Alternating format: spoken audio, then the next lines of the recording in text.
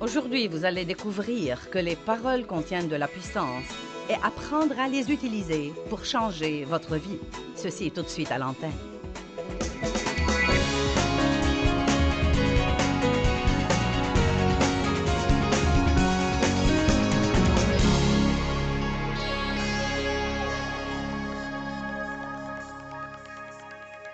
Je crois qu'il y a des messages que nous devons écouter tant que nous sommes vivants,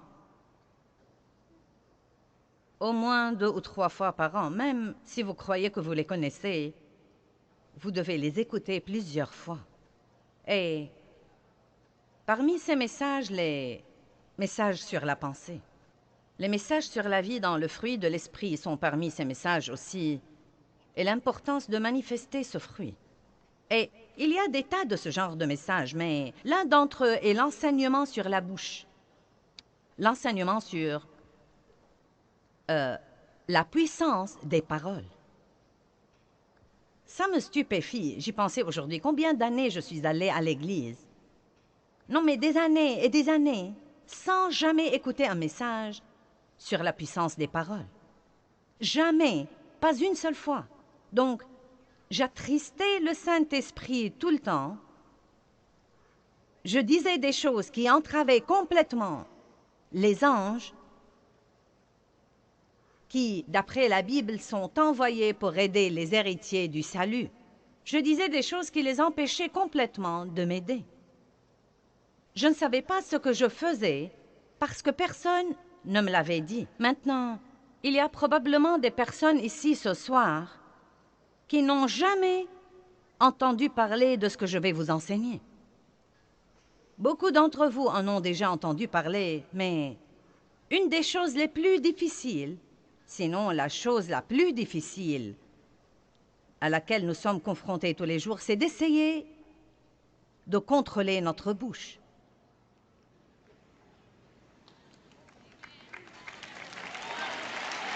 En fait, la Bible dit que nul ne peut dompter la langue à part le Saint-Esprit. C'est lui qui le fait. Cela ne veut pas dire que le Saint-Esprit va la dompter à notre place, mais que nous devons prier régulièrement et demander l'aide de Dieu là-dessus. Et si vous lisez les psaumes, vous verrez que le roi David faisait ça tout le temps. Il faisait des confessions concernant sa bouche et ses paroles et demandait toujours à Dieu de l'aider. Que les paroles de ma bouche et les réflexions de mon cœur te soient agréables. Mais une garde à ma bouche, ô Dieu, de peur que je ne pêche contre toi par ma langue. Il y a toutes sortes de versets comme quoi vous devez prier et demander tous les jours à Dieu de vous aider à prononcer les paroles de la vie partout où que vous alliez et non pas celles de la mort. Amen. L'autre chose qui arrive quand nous comptons sur le Saint-Esprit pour dompter notre langue, sachant qu'il ne va pas le faire à notre place, je crois que le Saint-Esprit nous le rappellera. L'Évangile de Jean nous dit que le Saint-Esprit nous rappellera des choses. Donc, si vous êtes comme moi, et je suis sûre que nous nous ressemblons tous à bien des égards, vous dites des choses et vous les regrettez, vous savez. Mais si vous vous fiez à Dieu pour vous aider, quand vous dites des choses que vous ne devriez pas dire, vous commencez à avoir une conviction là-dedans que vous devez vraiment, faute d'une autre façon de le dire, vous taire. Amen. Et je vais enseigner là-dessus tout le week-end. Vous dites, tu vas enseigner tout le week-end sur la bouche. Croyez-moi, il y a beaucoup de choses à dire là-dessus. Nous ne manquerons pas d'informations et je ne crois pas que vous allez vous ennuyer. Mais si aucun de vous n'a besoin de ce message, je me le prêcherai à moi-même parce que j'en ai besoin. Le don que Dieu m'a donné est dans ma bouche, mais elle a aussi été mon plus grand problème dans la vie. Et ce n'est pas du tout rare. Donc, nous allons intituler ce message « Les paroles contiennent de la puissance », de même que ce genre ici contient de l'eau ce soir. Les paroles que nous parlons contiennent de la puissance en elles. Et je veux que vous compreniez ça. Chaque parole qui sort de votre bouche a de la puissance en elle. Une puissance créative ou destructive. Une puissance positive ou négative. La plupart de nous connaissent Proverbe 18, 21 qui dit « La mort et la vie dépendent de la langue ». Maintenant, c'est un verset sensationnel. La mort et la vie dépendent de la langue. Je crois que je dois faire attention à mes téléspectateurs en ce moment et m'assurer que vous m'aviez bien entendu. La mort et la vie dépendent de la langue. Amen.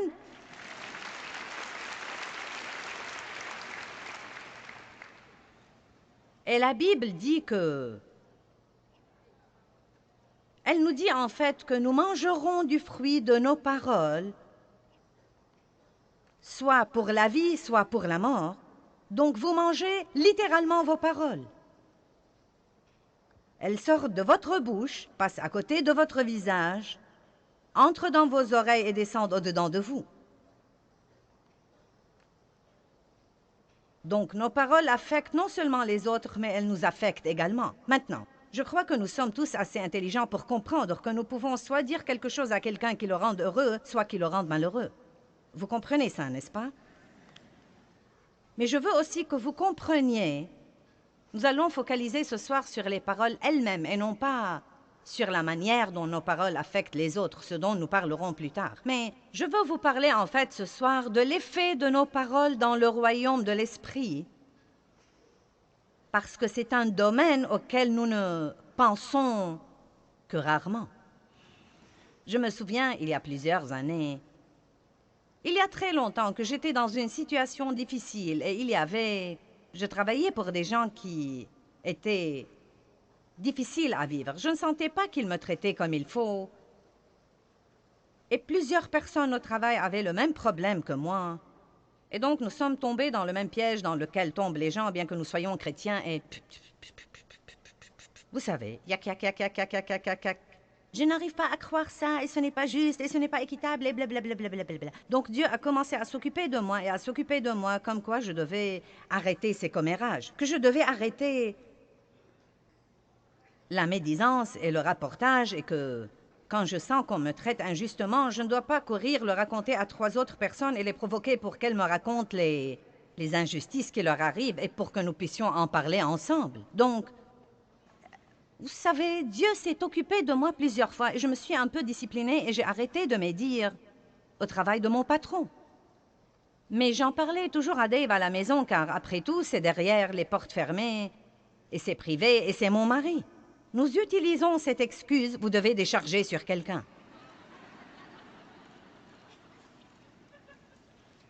Et donc, Dieu a commencé à s'occuper de moi là-dessus et il m'a dit... Et ce qu'il m'a dit m'a tellement impressionné. Il m'a dit, Joyce, il ne s'agit pas tant de la personne à qui on se confie que des paroles elles-mêmes. Et où que tu sois dans ton problème, moi je t'écoute.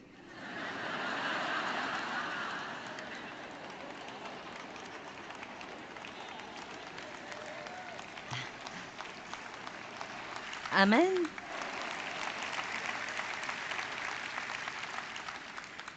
Je vais vous dire quelque chose pour illustrer, et je vais le répéter plusieurs fois ce week-end. La chose la plus dure que quiconque ait jamais à faire dans sa vie, c'est d'avoir un problème et de ne pas dire quelque chose de négatif. J'ai eu un accès de colère mineure cette semaine. Non pas majeur, mais mineur. Une colère qui a duré 5 à 7 minutes. Mais quand j'ai fini, j'ai dû me repentir de mes commentaires négatifs et de mon attitude négative. Et je me suis dit que c'était drôle car je me préparais à prêcher là-dessus.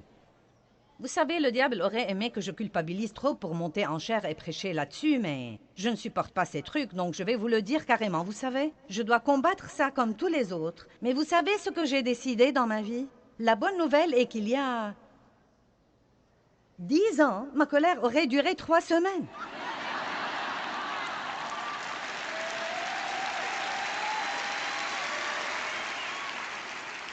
Donc, je ne suis pas là où je devrais être, mais Dieu merci, je ne suis plus là où j'étais autrefois. Je fais des progrès. Et vous savez, quand nous piquons une crise de colère, nous disons les choses les plus stupides qu'on puisse dire. Non, mais des trucs vraiment stupides. Par exemple, personne ne m'aime.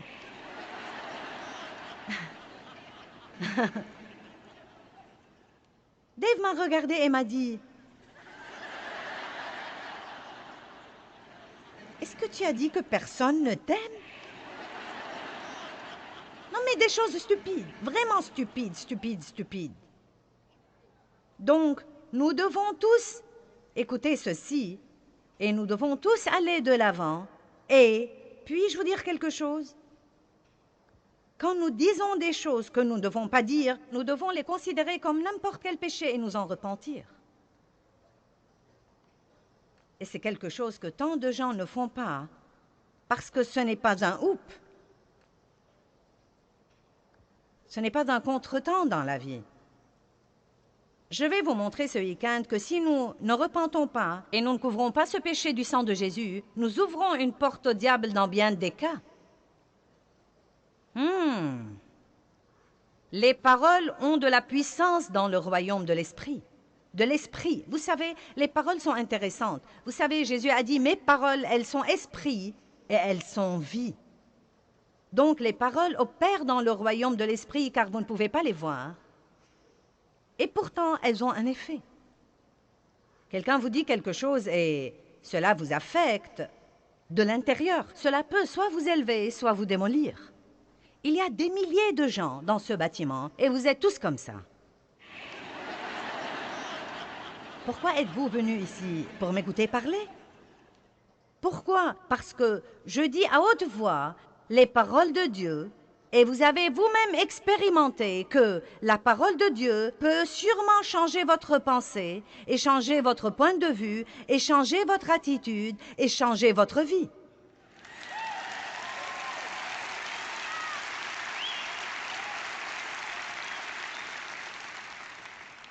Dieu nous a donné un don qui est très précieux, sa parole. La parole de Dieu est le plus grand don que nous ayons. Et que vous le sachiez ou non, vous avez déjà écouté beaucoup de la parole ce soir. Nous avons chanté la parole, nous avons exhorté avec la parole.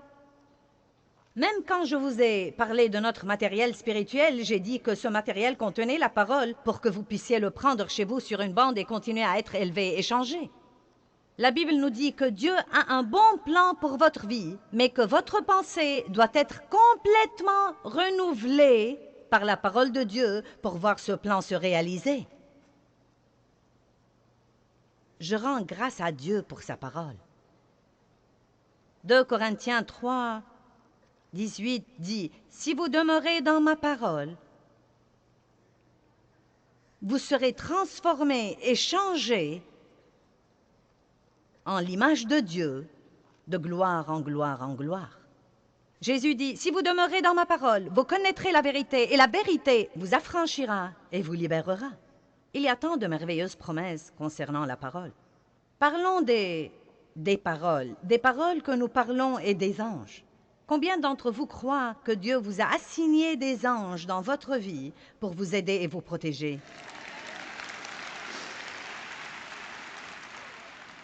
Nous n'y pensons pas assez. Mais je vous encourage à prendre l'habitude de remercier Dieu pour les anges qu'il vous a assignés pour vous aider. Mais certains de vos anges sont extrêmement ennuyés. Ils aimeraient vraiment que vous les laissiez faire leur travail et que vous leur donniez quelque chose pour qu'ils puissent travailler et que vous arrêtiez de les entraver à tout bout de champ. Maintenant, Psaume 103, 20. « Bénissez l'Éternel avec amour, avec reconnaissance, vous ses anges, qui êtes puissants en force et qui exécutez ses ordres en obéissant à la voix de sa parole. » Maintenant, qu'écoutent les anges, à votre avis? La parole de Dieu. À quoi prêtent-ils l'oreille? Qu'est-ce qui les touche? Qu'est-ce qui les motive? Qu'est-ce qui les incite à travailler? Non pas les murmures, non pas les plaintes, non pas le ronchonnement, non pas les critiques, non pas les commérages, non pas le rapportage. la parole de Dieu. Ils prêtent l'oreille à la parole de Dieu. Hébreux 1,14 dit que ces anges ont été donnés par Dieu à tous ceux qui ont hérité le salut. Que tout le monde dise « c'est moi ». Maintenant, est-ce que vous comprenez ce que je dis? Si vous voulez que vos anges vous aident, vous devez leur donner quelque chose pour qu'ils puissent travailler. Et donc, la meilleure chose que nous puissions faire si nous avons des ennuis, c'est de dire « je crois la parole ». Je crois que la parole de Dieu est vraie, que ses promesses sont vraies. Vous devez connaître assez de la parole pour pouvoir dire « Dieu a dit ». Dites quelque chose de la parole qui s'applique à votre situation. Je ne dois pas craindre parce que Dieu est avec moi. Ou bien, selon le cas, Dieu pourvoira à tous mes besoins selon ses richesses en gloire par le Christ. Et non pas si vous perdez votre travail. « Oh, j'ai perdu mon travail, que vais-je faire? Tous mes espoirs sont anéantis, je suis sans le sou, je ne sais pas ce que je vais devenir, je n'aurai jamais de chance. » Et donc, vous savez, les anges sont comme...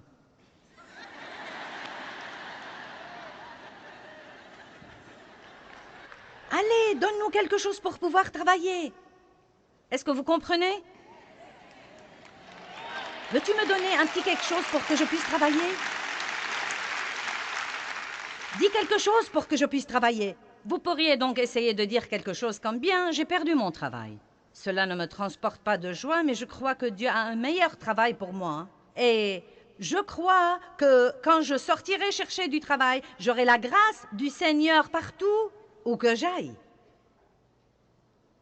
Je me fie complètement à Dieu, j'ai des anges. Seigneur, libère-les et laisse-les ouvrir des portes pour moi en ce moment. Ces anges seront heureux parce qu'ils pourront vous aider et travailler pour vous. Amen. Maintenant, je vais vous le dire en avance. Quand vous êtes vexé, bon sang, c'est dur. Parce que tout en vous veut parler de ce que vous ressentez.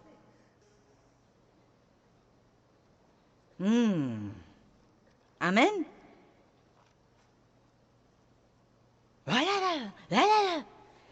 J'en ai vraiment assez. Et si vous avez quelqu'un autour de vous qui essaye de vous calmer, vous aurez envie de le gifler. Non. Et je vais vous dire ce que je déteste. Que quelqu'un de ma famille me dise « Eh bien, je connais une dame pasteur qui dit... »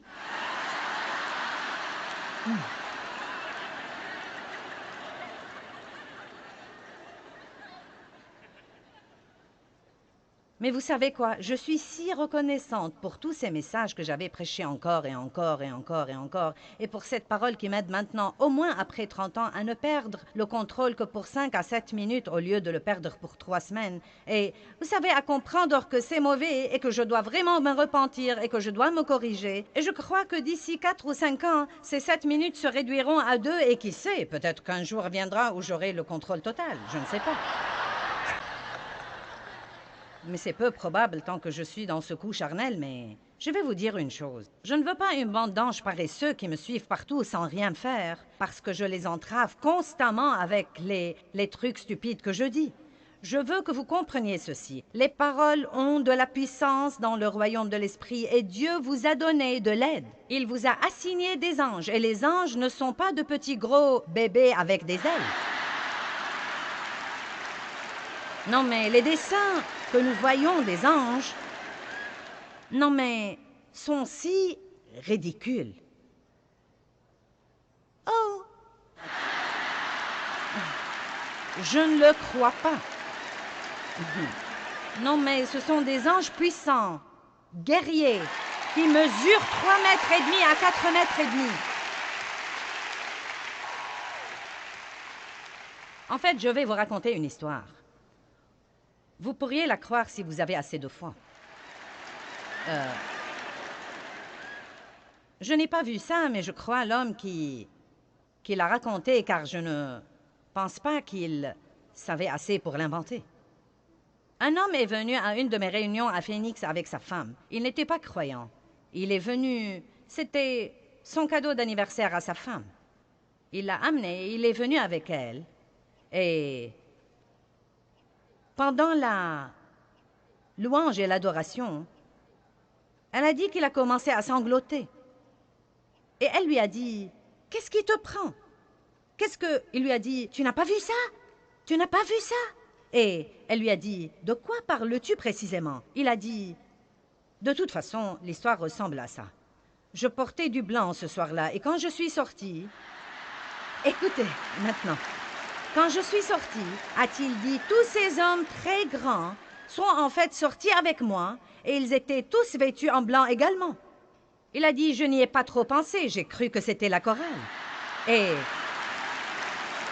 donc il a dit, quand Joyce est montée en chair pour prêcher, pour dire quelque chose, chaque fois qu'elle venait dire quelque chose, tous ces types la suivaient et venaient et formaient un demi-cercle autour d'elle.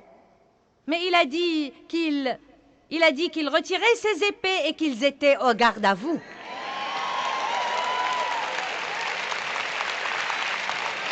Pendant que je prêchais. Eh bien, ce type a été sauvé. Je le dis sans aucun doute. Et comme je l'ai déjà dit, je ne sais pas, non mais je ne sais pas ce que vous en pensez, mais ça avait un effet spectaculaire sur ce type. Et je me suis dit, waouh! Bon sang, si seulement nous pouvions nous rendre compte que nous ne sommes pas seuls, que nous ne sommes pas tous seuls, et que Dieu a dit, ne craignez pas parce que je suis avec vous, où que vous soyez, et je... Bon Dieu!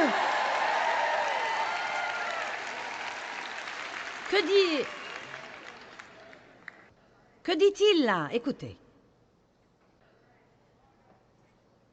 Écoutez avec soin, car il ordonnera à tous ses anges de t'accompagner et de te défendre et de te garder dans toutes tes voies d'obéissance et de service. Et ils te porteront sur les mains, de peur que ton pied ne heurte contre une pierre. Tu marcheras sur le lion et sur l'aspi, et tu fouleras le lionceau et le dragon. Wow! Mais n'oublions pas le psaume 103:20. Il prête l'oreille à la parole. Nos paroles ont donc un effet dans le royaume de l'esprit. Philippiens 2 dit, « Travaillez à votre salut avec crainte et tremblement. » C'est dans Philippiens 2, 12 et 13. Travaillez à votre salut avec crainte et tremblement. Travaillez à, et non pas travailler pour.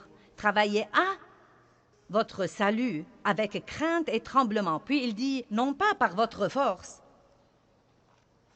mais Dieu vous aidera à le faire. Maintenant, cela veut vraiment dire que quand nous sommes régénérés, Dieu vient demeurer au-dedans de nous, et une graine de tout ce que Dieu a pour nous est mise au-dedans de nous. Cette graine est l'Esprit de Dieu. Jésus-Christ vient vivre en nous.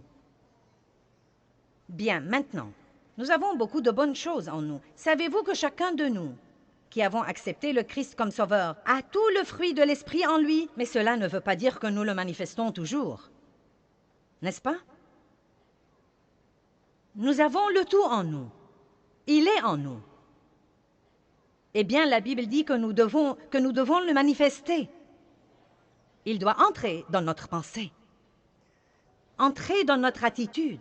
Vous voyez, cette vie merveilleuse qui est en nous doit entrer dans notre pensée pour nous apprendre à penser différemment. Elle doit entrer dans notre attitude et nous devons apprendre à avoir une attitude différente. Eh bien, il y a plusieurs années, Dieu m'a parlé un jour et il m'a dit, « Écoute, Joyce, il est temps que ta bouche soit sauvée. »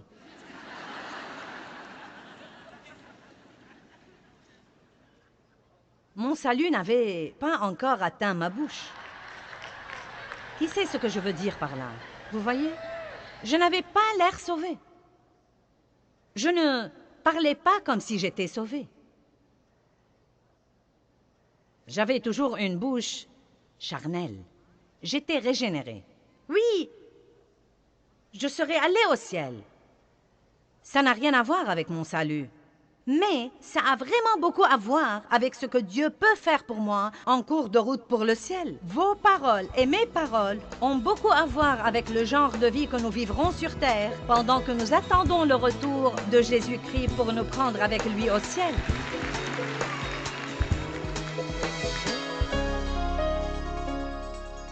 Eh bien, Jacques 4,2 dit « Vous n'avez pas parce que vous ne demandez pas ». Et ça m'a vraiment changé la vie quand j'ai découvert que je ne devais pas travailler aux choses et essayer de faire qu'elles se produisent et que je pouvais les demander à Dieu.